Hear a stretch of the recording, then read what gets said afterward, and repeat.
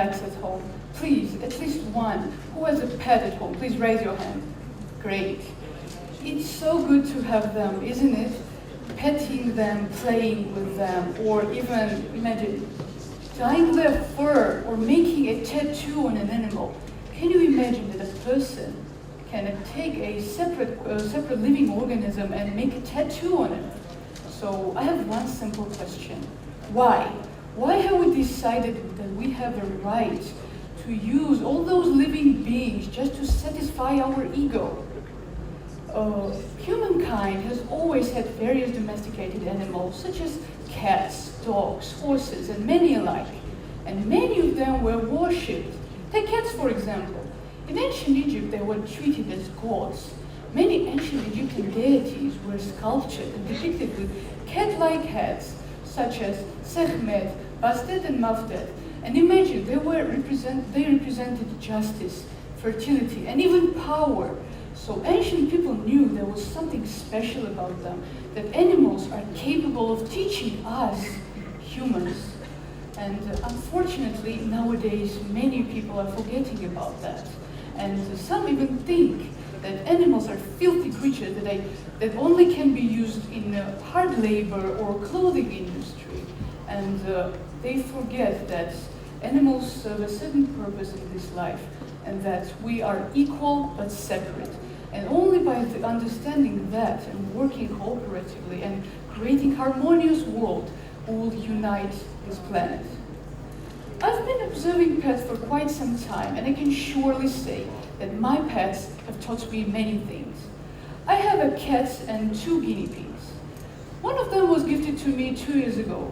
It was a little scared boy who didn't know how to behave in company of humans. But we did not give up at home, and we started training him. And soon he got accustomed to being held and petted, and became the most loving little rodent I have ever seen. So there he is. And the amazing thing was that he interacted with me all the time. When I first got him, I couldn't even imagine that such a thing could talk. And I even had to make various researches about this topic and watch several videos. And it's known that guinea pigs can make over 9 different sounds, which can indicate happiness or anger or anxiety, anything, just like people. And I started learning their language gradually, and I understood that just like us, just like people use complicated language, animals are able to do the same, and they do not make senseless sounds as many people think. That's a big misconception. And by learning their language, we will better understand this world. We will better understand each other, what our background is, emotional background is, and what we're trying to get across to each other. So I think we should all think about that for a moment. Then I decided to make further researches, and I found out that guinea pigs are very social animals, and they cannot live alone. An average lifespan of a guinea pig is 10 years when he or she is with friends. And being alone, it's very deadly for them because they are known to have depression, and they can die under a year. And so I decided to get him a brother. Once I found this little cute fur ball, and I knew I had to take him home. But I was a little scared at how my older pet would accept him, because male guinea pigs are known to be aggressive to each other. But literally in 5 minutes, I saw that they became inseparable. They became a little family, a brotherhood. Since then, they were doing everything together, eating together, sleeping together, lying together, and even walking around the room like a little 2-train wagon. And I understood that even simple animals such as guinea pigs know that power is in unity and love. I wish people treated each other that way as well. I wish people knew that we should accept and appreciate each other in spite of our gender or background or religion or anything. And if we won't forget that, we will know that the world will be a better place. And there will be no wars, no genocides, or no simple accidents at home. My second story is about my cat. We saved him from under the car wheels almost 2 years ago. He was very, thin, sick, and all infested with various disgusting things. And we decided to give him a second chance, and we spent a lot of time on him and treated him as, I don't know, as a child. And soon he became the most loving cat I have ever had in my life. And I decided to observe him, and I found out that cats, just like other animals, cats have various personalities. And this one was very kind, loving, and interesting, and he was not aggressive as many male cats are thought to be. And this made me understand that, animals, just like humans, have different personalities. I'm sure that many people, maybe even here, think that an animal doesn't have a personality at all. Who knows?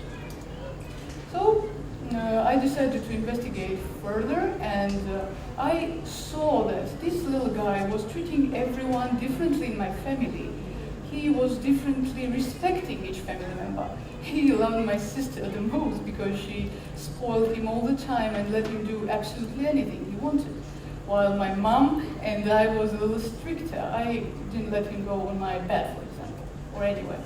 And despite that, I decided to train him, to leash train him. And it was a total success, I would like to say, because whenever we went anywhere, he wouldn't go anywhere without me. He would wait for me and wait for my decision. And I understood that he saw me as an alpha.